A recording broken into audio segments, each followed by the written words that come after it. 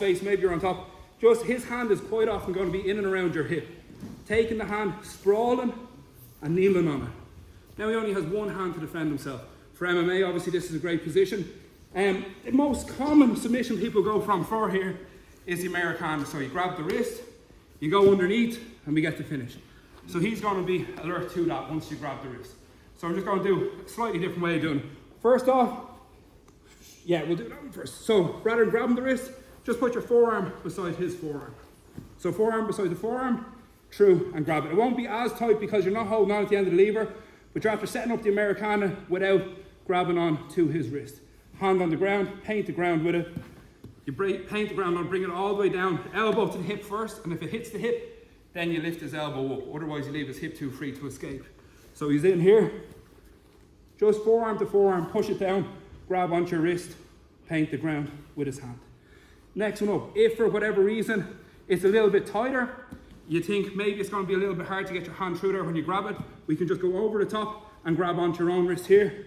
Same thing, so not going through the middle, just going through here. Keep the tension here so that he doesn't punch his arm straight out this way and loosen up the grip. Same thing, paint the ground with his hand and then lift his elbow up.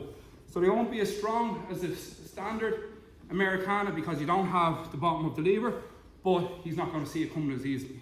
So he's in here, just forearm on forearm. You could be doing anything straight through, catch it and finish, or around the outside, catch it and finish it. Another one, when we're in here, if you're having trouble finishing the arm for any reason, the hand often is going to be underneath the shoulder for control. Just straight across the throat, S grip, and straight down for the bread cutter choke. He tries to turn in and face you, keep the elbow in the side of his face. So he's going to try to turn that way. If you just have one side of his neck, you're not going to get the finish. But you go straight through the windpipe, you will. So as he turns in, just keep him here and straight down for the finish.